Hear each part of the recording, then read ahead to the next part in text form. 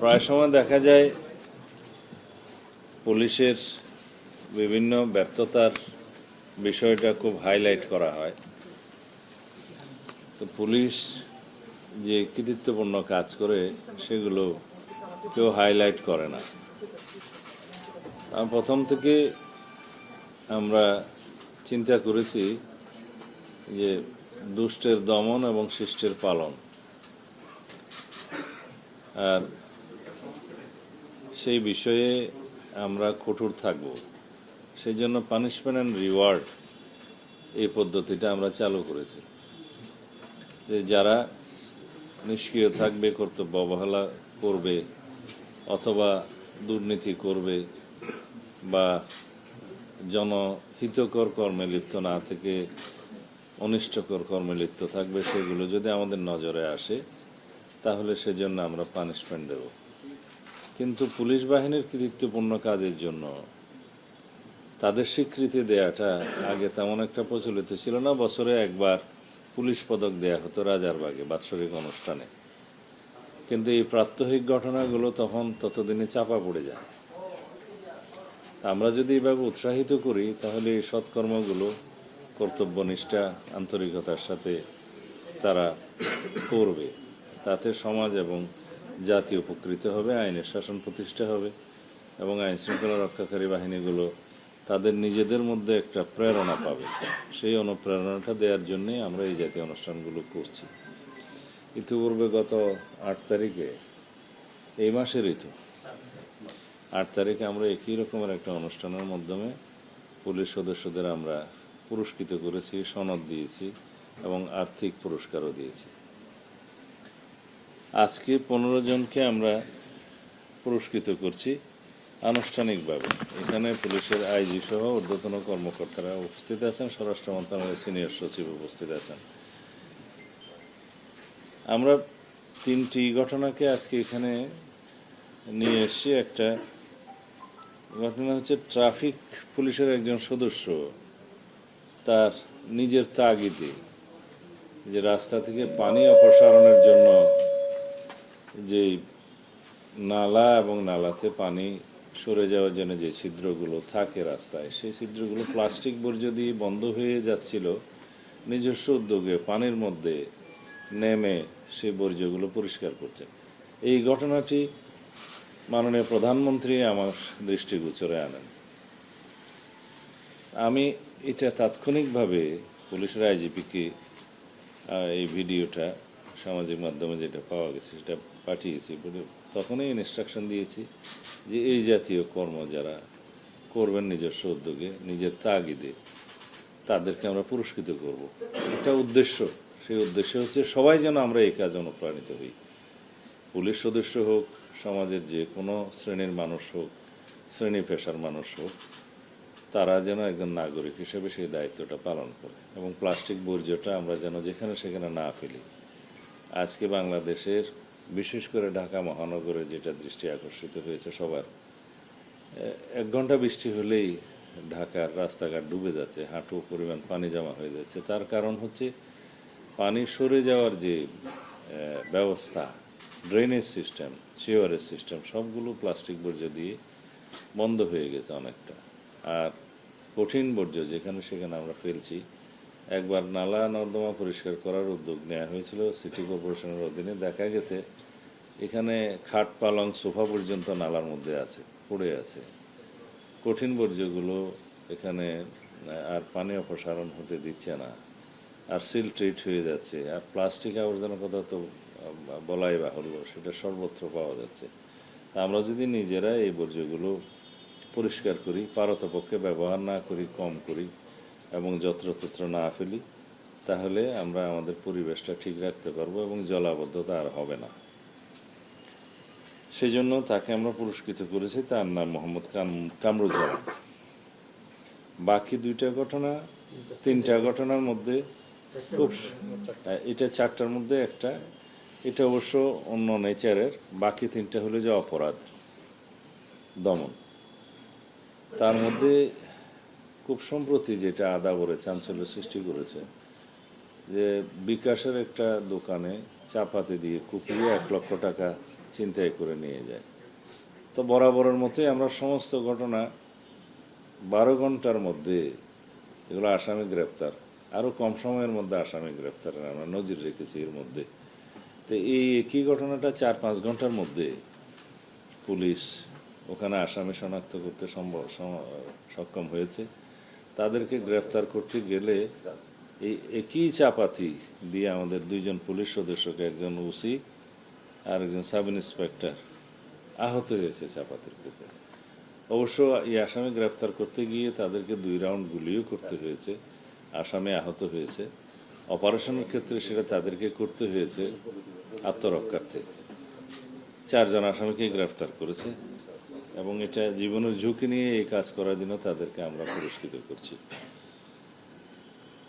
অন্য ঘটনা আর একটা হচ্ছে আনোয়ারা।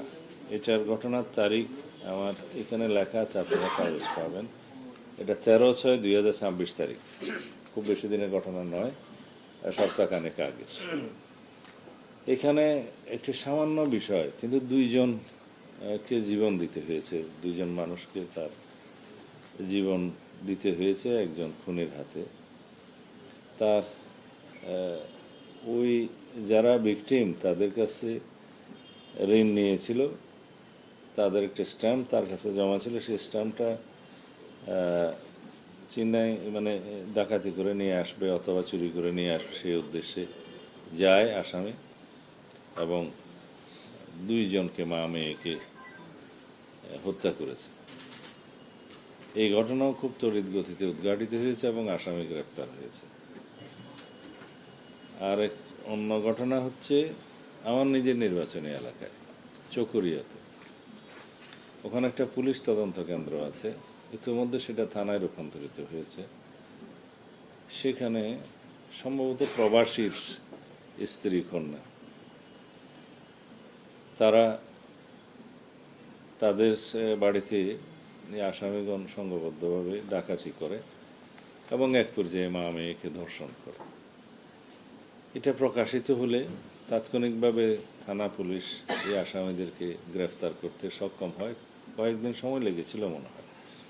এখানে তারা কেউ কি 164 করেছে, 164, 2 জন 164 করেছে, স্বীকারোক্তিমূলক জবানবন্দি দিয়েছে।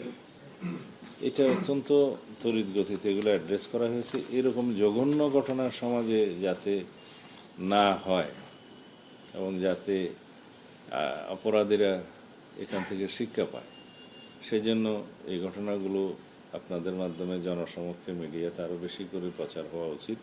এবং এই জাতীয় হেনিয়াস ক্রাইমের ক্ষেত্রে জীবনের ঝুঁকি নিয়ে যারা কর্তব্য সম্পাদন করছে, রাষ্ট্রীয় দায়িত্ব পালন করছে, সেই যারা সেই দায়িত্বটা পালন করছে তাদেরকে আমরা স্বীকৃতি দিতে চাই এবং এইভাবেই আমরা স্বীকৃতি দেব। তাদেরকে সনদ প্রদান করা হবে, আর্থিকভাবে পুরস্কৃত করা হবে এবং পদকও ক্ষেত্র বিশেষে প্রদান করা হবে। আজকে একজনকে আইজি পদক দেওয়া হয়েছে, গত 8 তারিখে আমরা বেশ কয়েকজনকে আইজি পদক, 3 জনকে আইজি পদক। আমি মনে করি এইভাবে আমরা আমাদের পুলিশ বাহিনীকে, আইন শৃঙ্খলা রক্ষাকারী বাহিনীকে জনবান্ধব করতে আরও এক ধাপ এগিয়ে যাব। এবং মানুষের মধ্যে যে ধারণাটা ইতিপূর্বে ছিল যে আমাদের পুলিশ বাহিনী হয়তো নিষ্ক্রিয় হয়ে গিয়েছে, কিন্তু আমি দেখছি 5ই আগস্টের পরবর্তী সময়ে আমাদের পুলিশ বাহিনী তার যে মোরাল বেস, মোরাল কারেজ, সেটা ফিরে পেয়েছে খুব শীঘ্রই, মানে খুব তড়িৎ গতিতে। নির্বাচিত সরকার আসার পরে তারা এত বেশি সক্রিয় হয়েছে, দায়িত্ব পালন করছে এবং নিজের জীবনের ঝুঁকি নিয়ে তারা দায়িত্ব পালন করছে, সেটা লক্ষণীয়।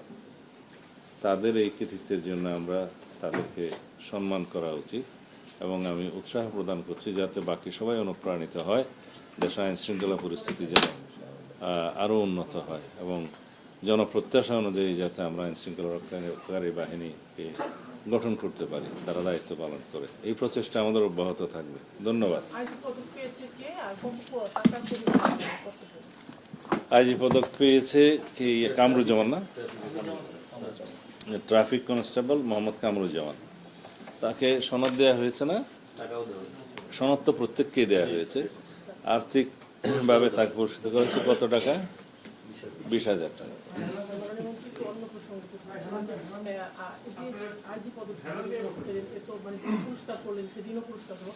এই যে ছিনতাইয়ের ঘটনা মোহাম্মদপুরে দিনে দুপুরে ঘটলো, উনি তো ওনার সাহসিকতার জন্য পুরস্কার পেলেন, কিন্তু এই ঘটনার ফলে সমাজে কি মেসেজ যায় যে এখনো ছিনতাই ঘটনা হচ্ছে এবং দিনে দুপুরে গিয়ে একটা মোবাইলের দোকানে হচ্ছে, এবং এই ছিনতাইয়ের ঘটনা আপনার নিশ্চয়ই মাননীয় মন্ত্রী এই তথ্য আছে যে ঢাকা শহরে আরো হচ্ছে, এটা একটু বাড়ছে, এটা কি কারণ? আইন শৃঙ্খলা নিয়ে মানুষের মধ্যে সংখ্যা আছে, স্বরাষ্ট্রমন্ত্রী কি বলবেন? Number one.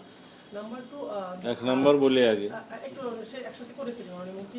এতটা স্মরণ শক্তি নাই, আগে এক নম্বর বলি, আগে বলি বেনজির আহমেদকে ফিরিয়ে আনার বিষয়ে ওইটা আলাদা করে বললে ভালো হবে। না, পরে ইতিপূর্বে মোহাম্মদপুরে আর একটা ছিনতাইয়ের ঘটনা হয়েছিল, ওইখানেও এক ভদ্র মহিলার ব্যাগ ছিনিয়ে নেওয়া হয়েছে। সেটা 4 কি 5 ঘন্টার ভিতরে তার মালামাল সহ উদ্ধার করা হয়েছিল, আসামিকে গ্রেফতার করা হয়েছে। সেই ঘটনা আমরা এখানে আনি নাই। এরকম প্রতিনিয়তই আপনারাই মিডিয়ার মাধ্যমে এগুলো প্রচার করেছেন, এইভাবে সর্বত্র করা হচ্ছে। কিন্তু ওভারনাইট মোহাম্মদপুরের মতো একটা এলাকা যেখানে বহু বছর যাবত একটা, আমি বলবো যে অপরাধীদের অভয়ারণ্য হয়েছে, সেটা ওভারনাইট নির্মূল করা সম্ভব হচ্ছে না। তবে আমরা কিছু পরিকল্পনা নিয়েছি, সেটা এখানে আমরা এখন বলতে চাই না, ফাঁস করতে চাই না, যে মোহাম্মদপুরকেও আমরা নিয়ন্ত্রণে নিয়ে আসবো ইনশাআল্লাহ। সেখানে অপরাধীদেরকে নির্মূল করা হবে পর্যায়ক্রমে, এটা পরিকল্পনার বিষয়, আমরা সেভাবে আগাবো। তবে এই বিষয়গুলো আমরা অ্যাড্রেস করছি, যেটাই আমাদের নজরে আসছে, যেটাই থানার মধ্যে রিপোর্ট করা হবে বা মামলা করা হবে বা গণমাধ্যমের মাধ্যমে, সোশ্যাল মিডিয়ার মাধ্যমে যেটা আমাদের নজরে আসবে, সেগুলো আমরা তাৎক্ষণিকভাবে আমরা অ্যাড্রেস করব। তো এইভাবে আমরা করে যাচ্ছি ইনশাআল্লাহ। এই পর্যন্ত বিগত 3 মাস 3.5 মাসে বাংলাদেশ পুলিশের যে অ্যাক্টিভিটিস, এখানে আমাদের আনন্দিত হওয়ার অনেক বিষয় আছে। আমাদের পুলিশ সদস্যদের উৎসাহিত করার জন্য, অনুপ্রাণিত করার জন্য আমরা এই কাজগুলো করছি, তারা তাদের দায়িত্ব যাতে সঠিকভাবে পালন করে। তবে 2-1টা ঘটনা যদি তাৎক্ষণিকভাবে অ্যাড্রেস নাও করা যায়, সেটা আমাদের তদন্তের মধ্যে থাকবে এবং সেটা যথাসময়ে সেটা অ্যাড্রেস করা হবে। নেক্সট, বিষয়টা আপনি বলছিলেন যে 30 দিনের ভিতরে খুব সহজ হবে কিনা, নাম্বার ওয়ান। এর ভিতরে দুবাইয়ের ইন্টারপোল পুলিশ স্বরাষ্ট্র মন্ত্রণালয় তার ব্যাপারে কিছু কাগজপত্র চেয়ে পাঠিয়েছে, সেগুলো কবে পাঠাচ্ছেন? এবং স্বরাষ্ট্র মন্ত্রণালয় থেকে 2 জন যাওয়ার কথা প্রতিনিধি, সেগুলো সব মিলে কি 30 দিনের ভিতরে তাকে ফিরিয়ে আনার প্রক্রিয়া খুব সহজ হবে? আপনি কি মনে করছেন স্বরাষ্ট্রমন্ত্রী হিসেবে? এখানে মনে করার বিষয় নেই, দেখার বিষয়। আগের যে কোনো সরকারের তুলনায় আমরা যেই গতিতে, যে স্পিডে কাজ করছি মাননীয় প্রধানমন্ত্রীর নির্দেশনায় সর্বক্ষেত্রে, সেটা নিশ্চয়ই আপনাদের দৃষ্টিগোচর হচ্ছে। 12 তারিখে আমরা ইন্টারপোলের মাধ্যমে, আমাদের কাছে এনসিবি একটা সংস্থা আছে আমাদের, সেটা পৃথিবীর যারা ইন্টারপোলের সদস্য তাদের সব দেশে এনসিবি ইউনিটটা থাকে পুলিশের, তাদেরকে ইমেইলে জানানো হয়েছে ফেডারেল পুলিশের পক্ষ থেকে আবুধাবির ইউএই গভর্নমেন্টের, যে তারা আমাদের চাহিদা অনুসারে ইতিপূর্বে যে ইন্টারপোলের মাধ্যমে আমরা রেড নোটিশ জারি করেছিলাম, সেটা জারি মানে বাস্তবায়ন হয়েছে এবং তারা সেই ওয়ারেন্টের অনুসারে, রেড নোটিশের অনুসারে তারা তাকে গ্রেফতার করতে সক্ষম হয়েছে। তাৎক্ষণিকভাবে তারা ইমেইলের মাধ্যমে আমাদের এনসিবিকে জানিয়েছে। আমি সেদিন বিকেলেই মহান জাতীয় সংসদে সেটা সারা জাতিকে অবহিত করেছি 300 ধারা বিবৃতি দিয়ে, এবং ওখানেই বলেছি যে এই ইমেইলে তারা আমাদেরকে অনুরোধ করেছে 30 দিনের মধ্যে যেন আমরা আমাদের সমস্ত কাগজপত্র পাঠিয়ে দিই তাকে দেশে ফিরিয়ে নিয়ে আসার জন্য। 30 দিন নয়, তারপরের দিনেই পাঠিয়েছি সমস্ত কাগজপত্র, ওয়ারেন্ট, মামলার বিবরণী সহ। এখানে অনেক কাগজ দিতে হয়, সেগুলো আবার আরবিতে ট্রান্সলেট করতে হয়। আমাদের অফিসাররা রাতের 9টা পর্যন্ত কাজ করেছে সেদিন, 144 পাতা। সেটা আমি সংসদে বসে রাতে 10টা বাজে সাইন করেছি। এবং সেই দিনেই পাঠিয়েছে আমাদের পররাষ্ট্র মন্ত্রণালয়। মাননীয় পররাষ্ট্রমন্ত্রীকে আমি একটা আনঅফিসিয়াল কপিও সেদিন হ্যান্ড ওভার করেছি। অফিসিয়ালি তারপরের দিন সকালবেলা আমাদের সচিব, সিনিয়র সচিব, পররাষ্ট্র মন্ত্রণালয়ের সচিবের সাথে সশরীরে সাক্ষাৎ করে সেটা হ্যান্ড ওভার করেছে। এবং ওই দিন বিকেলেই পররাষ্ট্র মন্ত্রণালয় তাদেরও একটি আরবিতে ট্রান্সলেট করার বিষয় ছিল, একটা পিটিশন, সেটা করে ওই বিকেলেই তারা ডিপ্লোম্যাটিক ব্যাগে করে ইউএই গভর্নমেন্টের কাছে পাঠিয়েছে। আমাদের লোকাল যে এমবাসি আছে, ইউএই এমবাসি, তাদেরকে জানিয়েছে। আমিও তার সাথে যোগাযোগ করেছি। ইট টুক অনলি 3 days, 30 দিন না। এটাই হচ্ছে স্বরাষ্ট্র মন্ত্রণালয়ের বর্তমান গতি। তা আমরা আশা করি ইউএই গভর্নমেন্ট যথাযথ প্রক্রিয়া অনুসরণ করে খুব শিগগির তাকে ফেরত দেওয়ার ব্যবস্থা করবে। আমরা পার্সুয়েশনে থাকবো।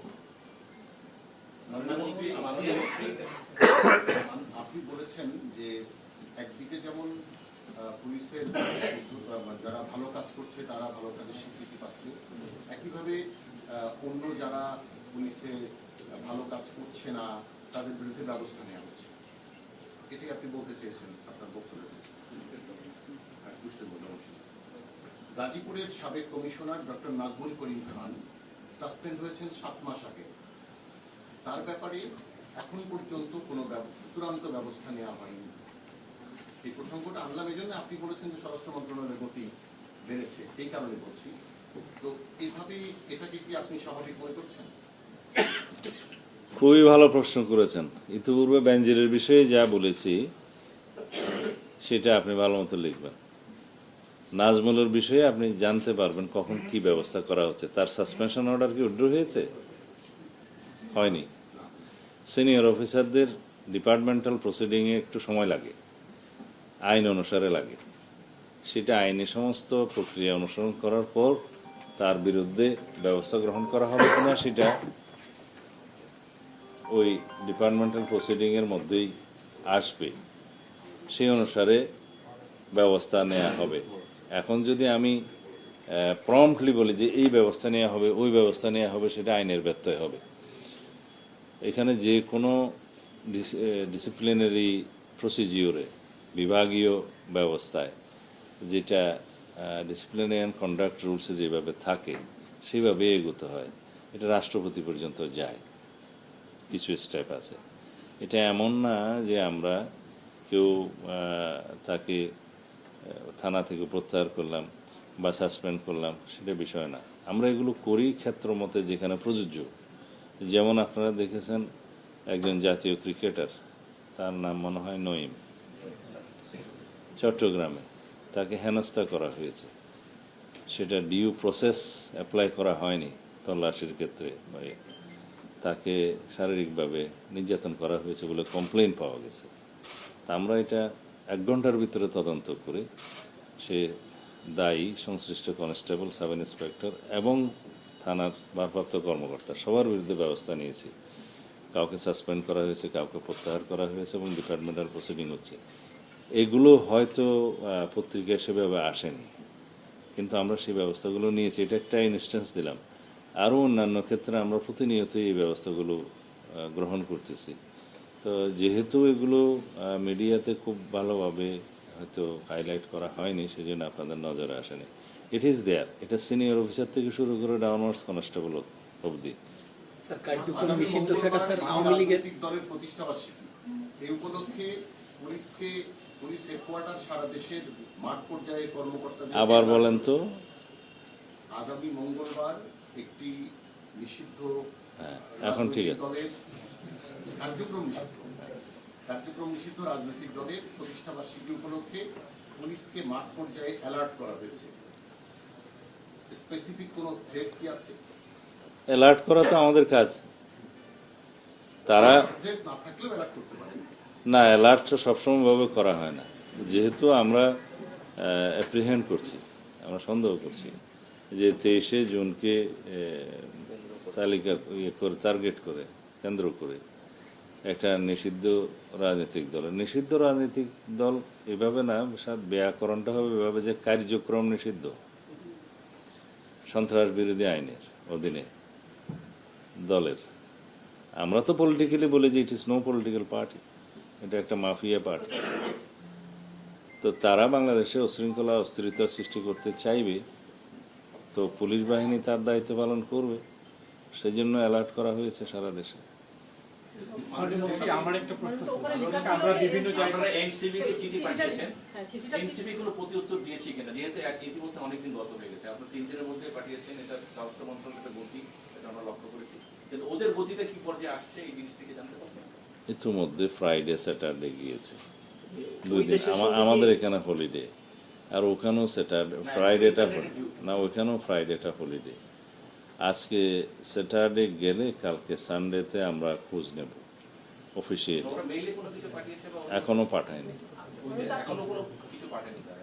তা তো ওখানে আমরা পৌঁছিয়েছি, তারপরে তারা এটা রিসিভ করবে, রিসিভ করে তারা একটু অ্যাকনোলেজ করবে, এটা হয়তো দিবে। বাট তার উপরে তাদের দেশের আইন অনুসারে তাদেরও একটা প্রক্রিয়া আছে ফেরত পাঠানো, আমরা পারসুয়েশনে লেগে থাকবো। এই প্রক্রিয়া জটিলতা হতে পারে, তাকে ফেরত পাঠানোর এরকম কথা অনেক শঙ্কা করছে প্রধানমন্ত্রী। সরাসরি কি বলেন? আর সবচেয়ে বড় কথা, ওই দেশের সঙ্গে বন্দি বিনিময় কোনো চুক্তি আছে কিনা বাংলাদেশের? আচ্ছা, NCB, UA, federal police department আমাদেরকে ইমেইলে অনুরোধ করেছে 30 দিনের ভিতরে কাগজপত্র পাঠান। তার বাকি প্রশ্ন তো অবান্তর। চুক্তি থাকলো কি থাকলো না, এটা তো অবান্তর। মানে বলছি চুক্তি থাকুক বা না থাকুক, ইউএন চার্টার অনুসারে আমরা কিছু কিছু বিষয়ে স্বাক্ষরিত দেশ, সেখানে তারাও স্বাক্ষর করেছে। এই আইনগুলো এখানে বলতে চাই না, সবাই তো বলবে বিশারদ।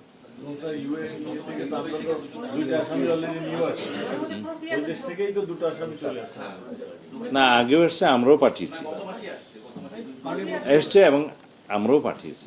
প্রক্রিয়াটা জটিল হতে এটা হচ্ছে যে মিউচুয়াল লিগ্যাল অ্যারেঞ্জমেন্ট না কি একটা মানে বলছি আমরা লালমনিরহাট এমএলএ থাকে না, mutual legal assistance request, MLA. মানে বলছি এটার একটা সিগনেটরি কান্ট্রি আমরা, তারাও। মানে এই প্রক্রিয়াটা জটিল হবে বলে মনে করা হচ্ছে, যেটাকে তাকে ফেরত পাঠাবে। আমি মনে করি না জটিল হবে, মানে বলছি আমি একটু প্রশ্ন উচিত। বিষয়টা কথা বলছি, লালমনিরহাট, যেটা হচ্ছে কিছু খাগড়াছড়ি, তারপরে খুলনা, আমরা দেখেছি বিভিন্ন জায়গায় শৃঙ্খলা রক্ষাকারী বাহিনী মবের শিকার হচ্ছে। লালমনিরহাটে একই ঘটনা ঘটছে, খাগড়াছড়িতে একই ঘটনা ঘটেছে। আমরা খুলনাতেও দেখেছি যে কোস্টগার্ডের সঙ্গে স্থানীয় মানুষের সঙ্গে সেখানে একরকম মবের শিকার হয়েছে আইন শৃঙ্খলা রক্ষাকারী বাহিনী। আমরা যদি স্পষ্ট করে বলতে চাই, বিভিন্ন জায়গায় কার্যক্রম পরিচালনা করতে গিয়ে পুলিশ অন্যান্য সংস্থা মবের শিকার হচ্ছে, এই বিষয়ে আপনার বক্তব্য। কোস্টগার্ডেরটা মংলারটা আপনি বলছেন তো, মংলার কোস্টগার্ড আমাদের ওখানে দক্ষিণাঞ্চলে 2টা অপারেশন হচ্ছে, যে অপারেশন সুন্দরবন প্রোটেকশন, এই আমি নামটা আমার ঠিক স্মরণ নাই, আর একটা হচ্ছে যে অপারেশন সুন্দরবন শিল্ড নামে কি একটা, 2টা আমি অপারেশনগুলোর নাম ভুলে গেছি, 2টা অপারেশন করা হচ্ছে। এটার প্রধানতম উদ্দেশ্য হলো যে এই নদী বেষ্টিত এবং উপকূলীয় সমস্ত এলাকাতে যে জলদস্যুদের যে উৎপাত বেড়ে গেছিল সেটা নিয়ন্ত্রণ করার জন্য। এখানে অতীতে কয়েকবার তাদেরকে আত্মসমর্পণের সুযোগ দেওয়া হয়েছিল বিগত বেশ কয়েক বছর আগে, তারা যেন স্বাভাবিক জীবনে ফেরত আসে, তাদেরকে ক্ষমা প্রদর্শন করা হয়েছিল। তাদের মধ্যে কেউ কেউ আবার ওই সুন্দরবনে এবং কোস্টাল বেল্টে ওই ডাকাতিতে নেমে গেছে, এটা ছিল আমাদের তথ্য। এবং আমরা জনপ্রতিনিধিদের কাছে বিভিন্ন রকমের কমপ্লেইন্ট পেলাম। আইন শৃঙ্খলা রক্ষাকারী বাহিনী যারা স্বাভাবিকভাবে নদী নালা বেষ্টিত উপকূলীয় এলাকাতে গাড়ি ঘোড়া নিয়ে যেতে পারে না, তো এখানে নৌ পুলিশ এবং কোস্টগার্ডটা হচ্ছে আমাদের জন্য উপযুক্ত ফোর্স। এরা যেখানে সহায়তা করার দরকার ক্ষেত্র মতো করে। মংলার এই ঘটনাটা আমাদের কাছে যে তথ্য আছে সেটা হলো কিছু জলদস্যু তারা একটা পন্টুন ব্যবহার করে ওই জায়গায়, পন্টুন করে তারা রসদপাতি নিয়ে যায়, সেই পন্টুনটা সরিয়ে ফেলা হয়, সেই জন্য তাদের মধ্যে একটা অসন্তোষ দেখা হচ্ছে। কোস্টগার্ডকে তারা আক্রমণ করে, অফিসে আক্রমণ করে। আমরা সেটা তাৎক্ষণিকভাবে ব্যবস্থা নিয়েছি, তারা আত্মরক্ষার জন্য যা করার করেছে এবং মামলাও হয়েছে। আরেকজনকে নিখোঁজ মিরাজ নামে একজন ওখানে সবাই তাকে মিরাজ ডাকাত হিসেবেই চিনে, তার বংশের মধ্যেই অনেকে ডাকাত আছে। তা আমি এইভাবে বলা হয়তো ঠিক হচ্ছে না, বিকজ ওখানকার যে তথ্য সেই অনুসারে আমি বলছি।